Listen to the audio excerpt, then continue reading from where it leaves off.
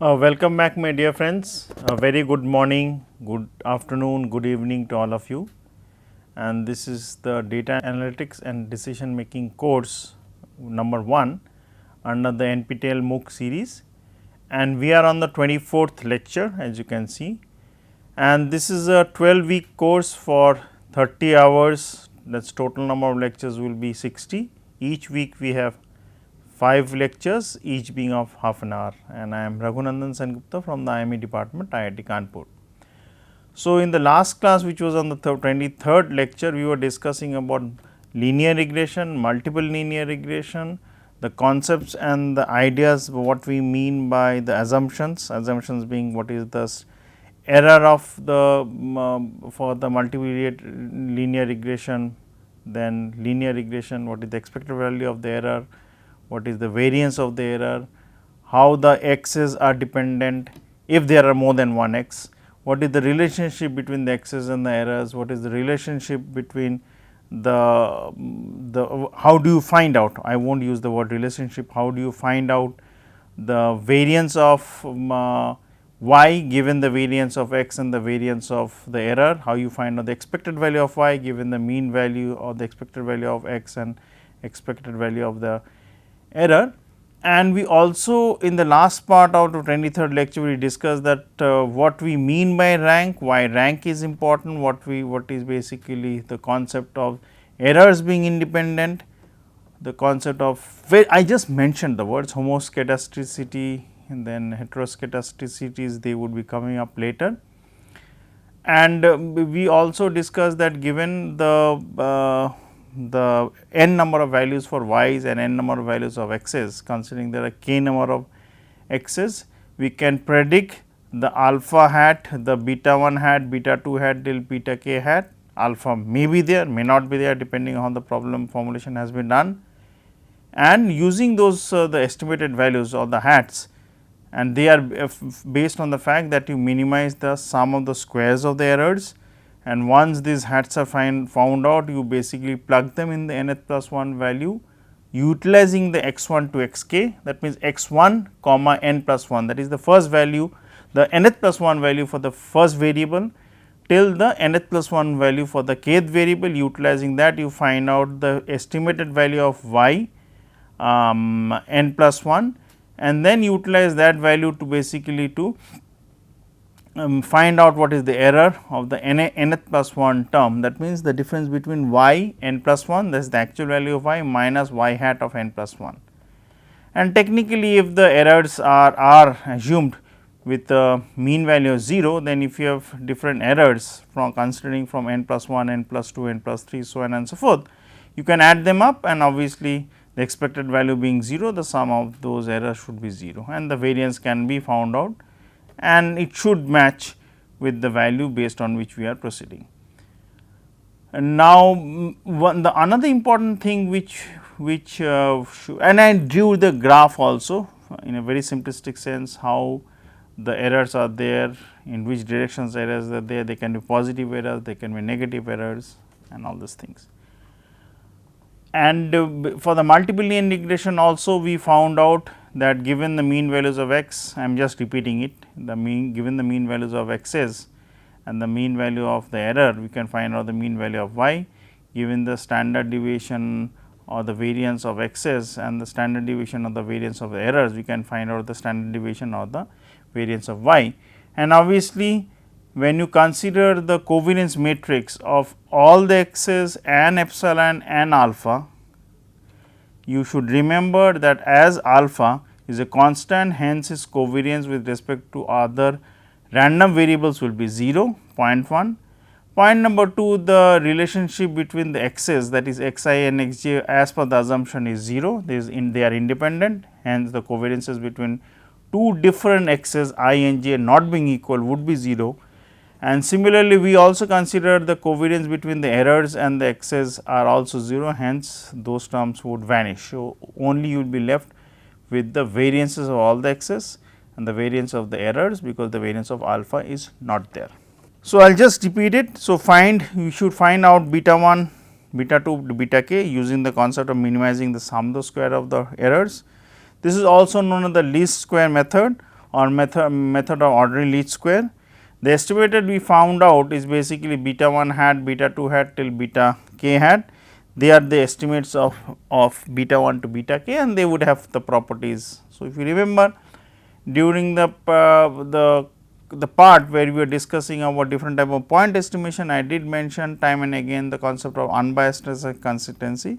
So, basically you find out the concept of unbiasedness and consistency for this beta 1 hat to beta k hat, and provided because you assume the underlying distributions for x's, epsilon and y's are all normal. So, we will utilize this estimate to find out the forecasted value of y, which is basically y hat or small y, whichever the notational concept you are using, and compare those with the actual values of y obtained, and then basically say something about the error. Now, we will consider something to do with, I will come to the problems later on. So, in general we will consider another area which is basically weighted moving average. So, weighted moving average is basically the concept where you give different weights to the past values, and based on the weights of the past values you try to basically predict the future values with least amount of error with respect to the actual value. So, this is not related to, definitely not multiple linear regression, because in multiple linear regression we consider that they are the y is dependent on the past data of independent variables considering x 1 to x k, but here you will basically try to find out the estimated or the actual and compare with the actual values of y respect to the past data of y only. So, in general a weighted k point moving average can be written. So, if you want to find out the k number of times of the moving average, you want to go back and find it out. So, it will be, you will take equal weights or equal distances from the positive and the negative sides. How you do that, I am going to come to that later. So, you will take the j values from minus m to plus m, that means you center your actual predicted value based on the weighted concept at the middle, and why we do at the middle, that will become very clear as I basically give the concept with respect to the histogram. So, you will give weights. So, the weights which will be given for the t minus m value would be a minus m. Similarly, the value which you will give to t minus m plus 1 value would be a m minus m plus 1, and go on till, say for example, the last value will be the value of would be y t m plus 1, all these are t m plus 1, t minus m or t minus m plus 1, all these are coming in the suffixes, and the corresponding weight would basically be given by a m. So, what we are doing is, I will draw it. So, the values are, I will draw it vertically, so it will be easy for you to understand. So, the values are given. So, consider you have y t plus minus m, so I am going in the downward direction.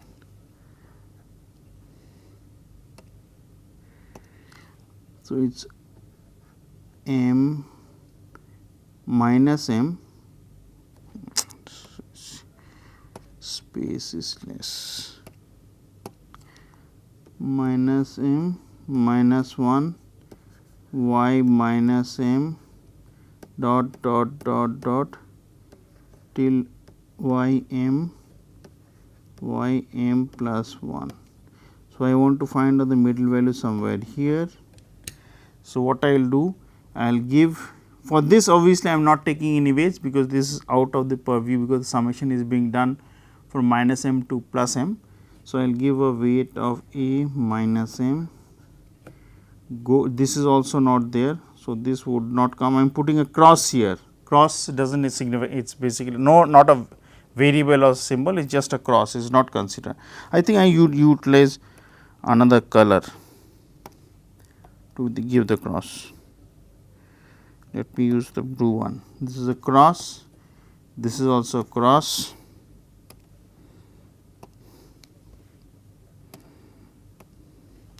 So, the value would be a plus m. So, you are basically summing it up. The sum when you do will be a minus m y t minus m plus dot dot dot dot, and that's like write the last value would be a m y t plus m.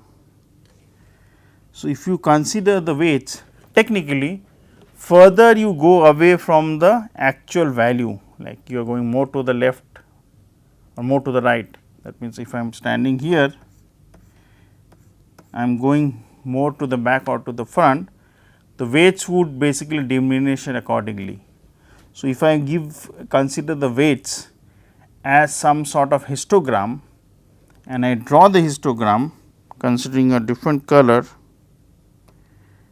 and consider, I will use the highlighter with this color. So, for I will use this. So, the weight for the first one, that means minus m would be of this side, then m minus this one, sorry, then it will be this one. I will mark them what they are, then it will increase to this one, then again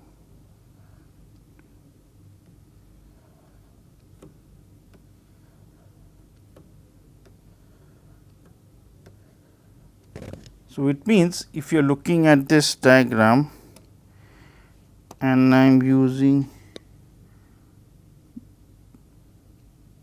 the midpoints of the histogram, I have just inverted it.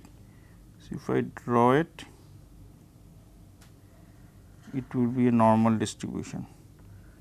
In the sense, the weight which you have here and the weight you will have here should be of the equal weightages. Hence, what you are trying to do actually do is that trying to give the weights in such a way that will basically form a normal distribution with the central value being the predicted or the estimated value using the moving average concept.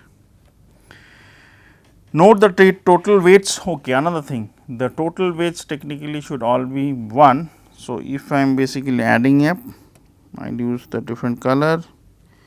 So, a minus m plus a minus m plus 1 plus dot dot dot. So, this is in the bracket a m minus 1 plus a m, this sum value should be 1. So, because it is a convex combination of the weights we are putting such that you are able to achieve your objective considering normal distribution is true and you find out the weights in such a way that they give you the best prediction. Weight should be symmetric. So, obviously, symmetricity what I have implied would be coming here.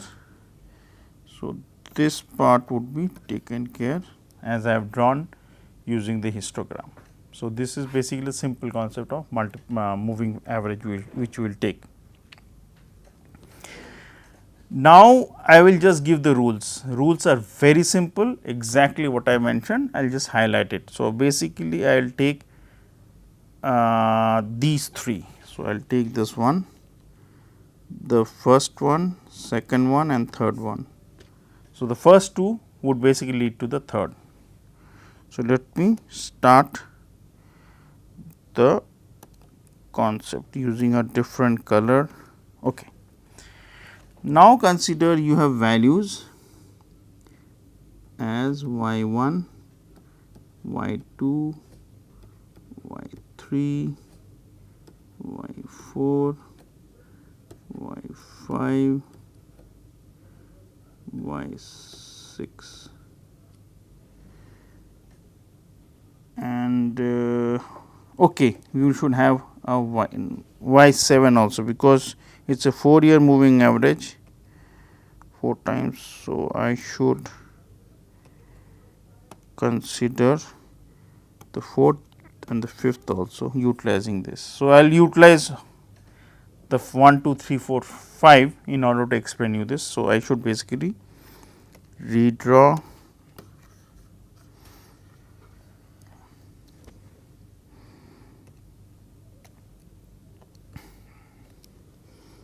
So, this is y1, y2, 3, 4, 5, 6, 7.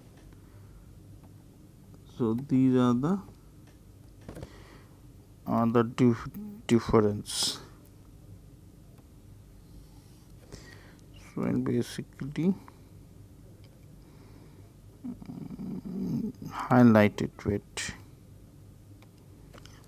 So, this is the first. So, I am just drawing a division in order to make things easy.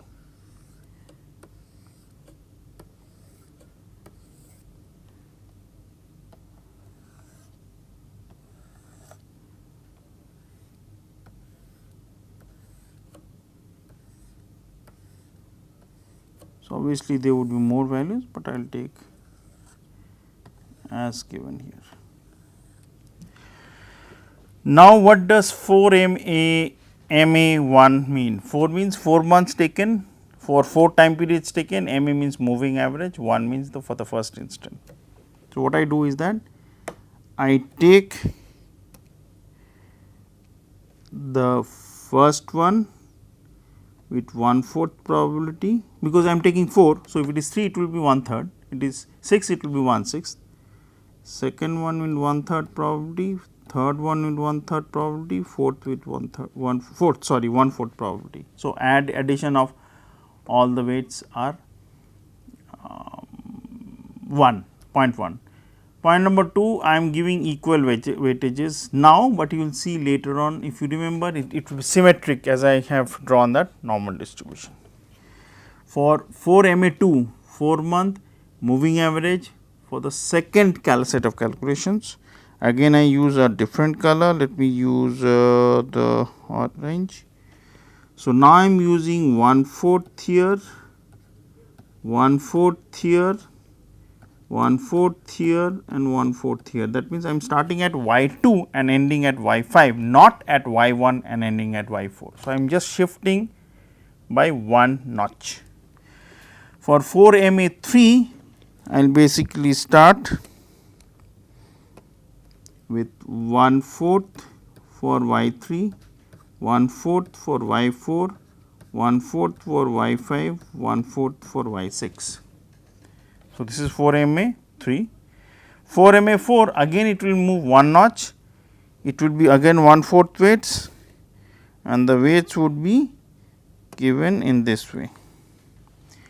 It will be 1/4 for y4, 1/4 for y5, 1/4 for y6, 1/4 for y7.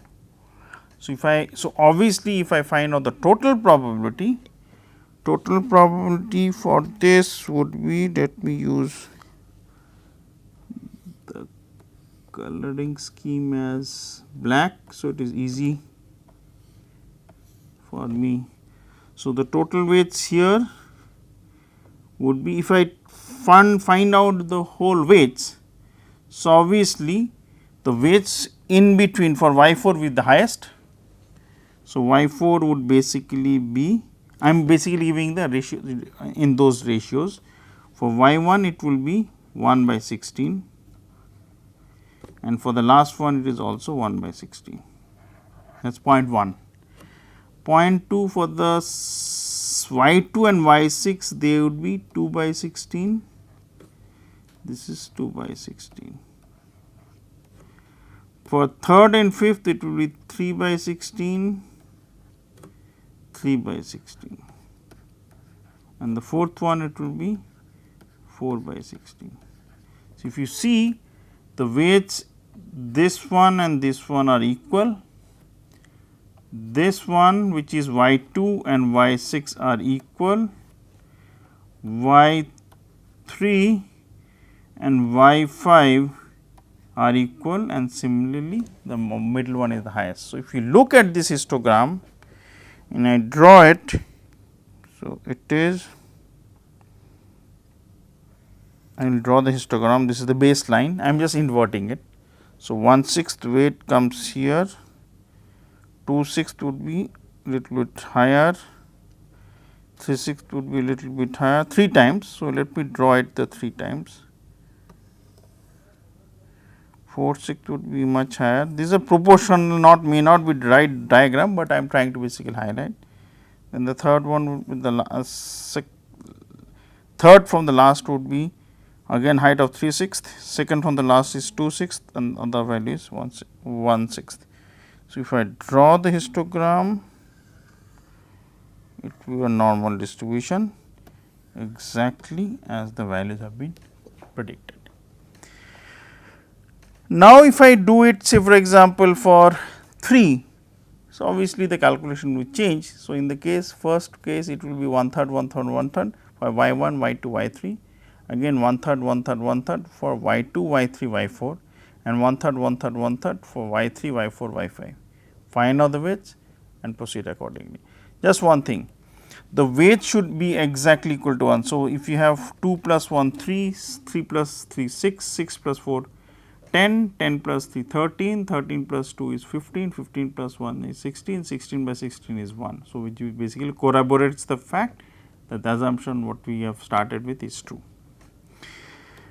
Now, remember that this moving average concept, whether you are taking 4 month, 3 month, 5 month, 2 month, 7 month, whatever, it can be changed accordingly depending on what is the level of accuracy you want. So, in the case of 5 cross 4 cross 1, in the case of basically first case, what was 4 cross 4 was 4 month, you took it for 4 times and then you did the average. In 5 cross 4 cross 2, you will basically doing it the next stage in order to basically bring more normality in the case as the weights are more spread out and the sum of the weights is equal to 1, obviously that will be true. And you can do the calculations accordingly, put negative weights, positive weights such that the overall sum is 1 and it basically mimics weights would be symmetric, mimics the normal distribution. Now, we have the data given in the number in 10 to the power 5 of worldwide international airline passenger for the year 1949 to 1956. So, you have to use this data to find out the 3 month moving average, 5 month moving average, 7 month moving average 0.1. Then you find out 4 month moving range for 2 times, 6 month moving range for 2 times, that means you are trying to find out the average, 3 month moving average 3 times and 4 month moving average into 4 month moving average into 5 depending on the accuracy which you want. So, this is the data which you have from 1949 to 1956. The first columns which you have here as well as the third column as well as the fifth column as well as the seventh column. So, 1, 3, 5, 7 are the months and the corresponding values are the passengers 2nd, 4th, 6th and 8th. So, basically they start from 112 in January 1949 and end to 306 in December 1956. And you can do it. So, based on that you can find it out. So, if it is 3 months, 4 months, 6 months, you can do it accordingly. Now, exponential smoothing methods, I will come to one simple solution later on. So, exponential smoothing one parameter adaptive method, this is one method we will consider. Then the Hall's linear method which is suitable for trends, and there is Hall-Winter method which is suitable for trends and seasonality, and the Pegel's classifications which also consider in some details later on. Now, in the single exponential smoothing method, what we have is basically you give weights to both the forecasted value as well as the actual value from the past. So, consider that you have f t which is the forecasted value and y t is the actual value. So, what we will do is that if I am standing today in January, in say for example, January 2017, then I will use the predicted value as well as the actual value for December 2016 in order to predict the best, and obviously, I will give weights accordingly. So, if it is f t plus 1, that means for t plus 1 at t period, the forecasting is being done, it will basically give weights or will be utilized depending on the forecast for the tth period, 1 period back, and the error of 1 period back. That means, you are giving weights accordingly to the actual value, which is y t, and the predicted value, which is f t. So, in that case, what you have, you are giving a weight of alpha to the actual value for time period t, and 1 minus alpha, because the sum of the weights is equal to 1, to the value of the predicted value 1 period past. So, what you have is actually like this. So, you have y, you have f. So, you have 1, 1. I am just writing the time period 2, 2, 3, 3, 4, 4, 5, 5, 6, 6. So, if you are basically trying to predict for the seventh one, 7th time period. So, obviously, the actual has not arrived yet for y 7. So, you are trying to basically utilize 1, 2, 3, 4, 5, 6 data points for the 6 time periods using the y and f to predict f for the 7th period. So, when you are trying to do that, you will try to utilize the actual and the predicted for the 6th time period, which is, so you give a weight, it can be anything, it can be alpha 1 minus alpha or 1 minus alpha alpha, it does not matter. So, you give a weight of alpha here, give a weight of 1 minus alpha here, so that the sum is equal to 1, or it could be basically 1 minus alpha here, so that the sum is equal to 1. Now, the question would arise that can I go more back, that means, rather than 6th period, can I go into 7th period, can I go into can I go into 5th period, can I go into 4th period? Answer is yes. So, more back you go, you are trying to basically utilize the information from the past in order to predict for the future. So, here the error terms is y t minus f t, which is basically epsilon as we write. The forecasted value is y t, the actual value is forecasted value f t, actual value is y t. Weights are given between 0 1 inclusive, and alpha is such that the sum of the squares is minimized. So, what we are actually trying to do is that for the 7th period. So, I will just write the period number 7th, 8th, 9th, 10th. So, you basically find out epsilon 7, epsilon 8, epsilon 9, epsilon 10, go on, such that you square the errors, sum them up, it should basically be minimum. In this case, when you are trying to basically minimum, you will ask the question what is there not known, it is alpha. So, you will basically, in order to do that, you will minimize with respect to the, so consider this is delta, you minimize that, put this 0 and solve the problems accordingly. So, with this I will end in the 24th lecture and continue the discussion in the 25th and so on and so forth. Have a nice day and thank you very much for your attention.